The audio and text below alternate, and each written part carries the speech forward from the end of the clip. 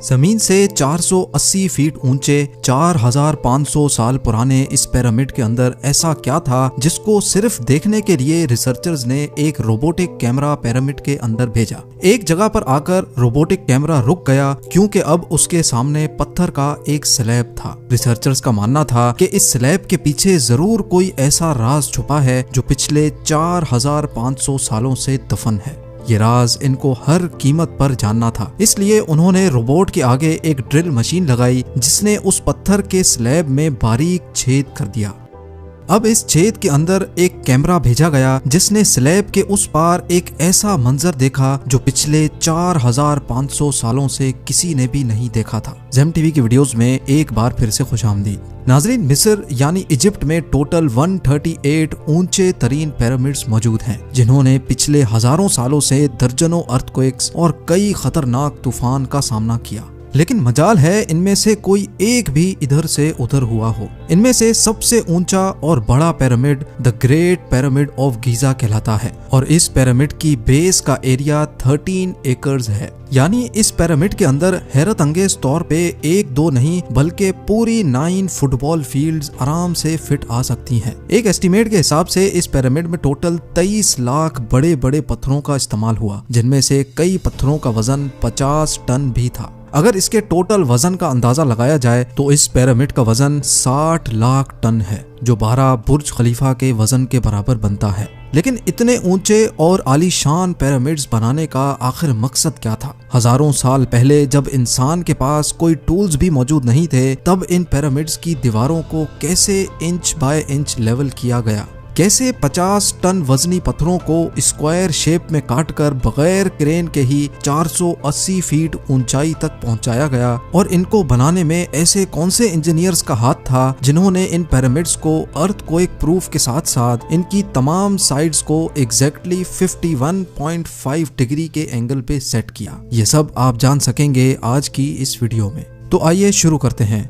Challenge number 1। कई सदियों से मुख्तलिफ रिसर्च टीम्स इस पिरामिड की कंस्ट्रक्शन टेक्निक जानने के लिए सर जोड़कर बैठी थीं कि आखिर इस पिरामिड की हर side exactly north, south, east और वेस्ट पे बगैर कंपास के कैसे सेट की गई होंगी। कई एक्सपर्ट्स का मानना है कि उस टाइम के आर्किटेक्ट्स ने सबसे पहले ऐसी जमीन तलाश की होगी जो लाखों टन वजनी पत्थरों का वजन झेल सके। उसके बाद पोलर स्टार्स यानी वो सितारे जिनकी मदद से अर्थ के पोल्स का पता पड़ता है, उनकी मदद से पिरामिड की हर साइड को मार्क किया गया।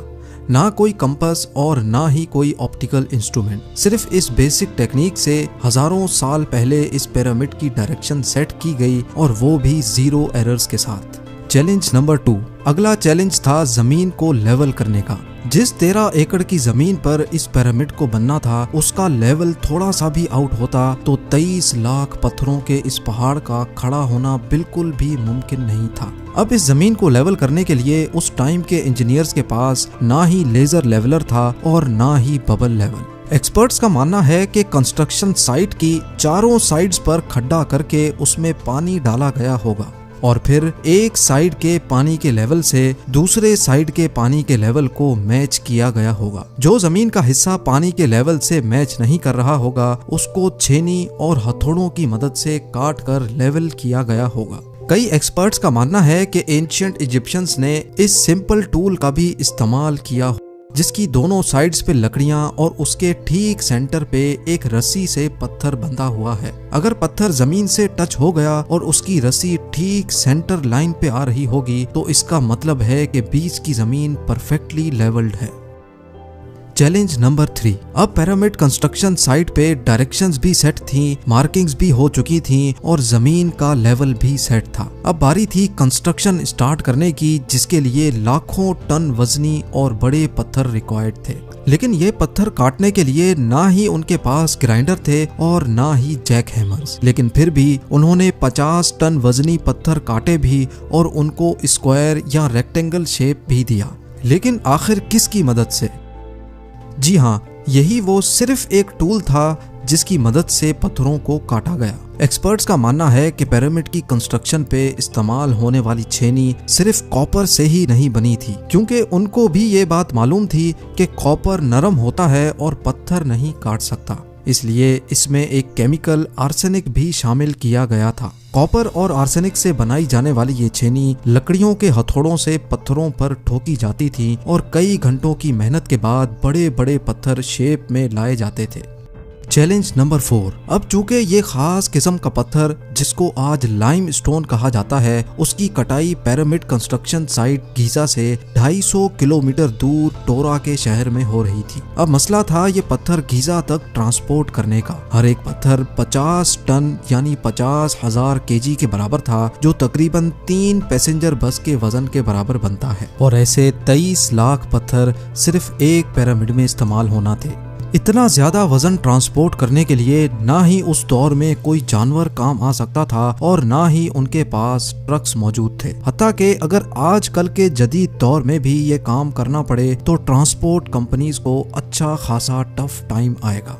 हैरत अंगेज तौर पे ये काम वर्कर्स और कश्तियों की मदद से किया गया। जी हाँ, टोरा और गीजा के दरमियान मौजूद रिवर का फायदा उठाया गया और बड़ी बड़ी कश्तियों में पत्थर लाद कर पिरामिड साइट पर पहुंचाए गए। एक्सपर्ट्स का मानना है कि ये काम इतना आसान नहीं था। शिप्स में इतने बड़े पत्थर की लोडिंग और अनलोडिंग में कम से कम भी 500 मजदूरों की आर्मी एक ही वक्त में लगाई गई होगी। Challenge number 5। जो एक्सपर्ट्स की टीम्स पिरामिड की कंस्ट्रक्शन पर रिसर्च कर रही थीं, उनको अब अपने कई सवालों के जवाब मिल चुके थे, लेकिन एक बात उनको हर वक्त सता रही थी कि लाइमस्टोन कट भी गए, ट्रांसपोर्ट भी हो गए और कंस्ट्रक्शन के दौरान एक के ऊपर एक लगना भी शुरू हो गए। मसला ये था कि पत्थर इतनी ऊंचाई तक आखिर पहुंचाए कैसे गए होंगे। कई एक्सपर्ट्स का मानना है कि पिरामिड की कंस्ट्रक्शन से पहले ही ये प्लान कर लिया गया था। या तो ये स्पाइरल ट्रैक के जरिए ऊपर गए होंगे या फिर जिग जैग तरीके से, लेकिन ये बात तो तय है कि 50,000 केजी के पत्थर ऊपर मजदूरों की आर्मी की मदद से ही खींच कर गए होंगे। Challenge number 6। बात सिर्फ लाखों मजदूरों छेनी हथौड़े से लाइमस्टोन काटने और इतने बड़े पत्थरों को ट्रांसपोर्ट करने की ही नहीं थी। इस पिरामिड के अंदर कंपार्टमेंट्स, उनके अंदर जाने का रास्ता और कई छोटी छोटी सुरंगें भी बनाई गई थी। बाकी सब चीजें तो ठीक थी, लेकिन एक चीज एक्सपर्ट्स को हैरान कर गई और वो ये थी कि अंदर के कंपार्टमेंट्स में जो पत्थर इस्तेमाल हुआ था वो लाइमस्टोन नहीं बल्कि ग्रेनाइट था। जी हाँ, ग्रेनाइट एक ऐसा पत्थर है जो डायमंड के बाद दुनिया का सबसे सख्त तरीन स्टोन माना जाता है। आजकल के मॉडर्न दौर में भी ग्रेनाइट बड़े बड़े ग्राइंडर्स की मदद के सिवा काटा ही नहीं जा सकता।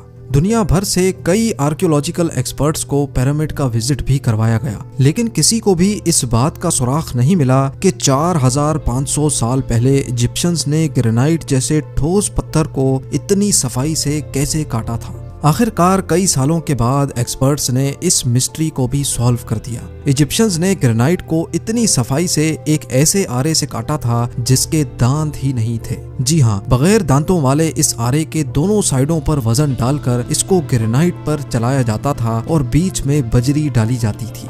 एक्सपर्ट्स का मानना है कि इस तरीके से इतने बड़े पत्थर को काटने में 4 महीनों का वक्त लग जाता था। आखिरकार पिरामिड्स बनाने का मकसद क्या था?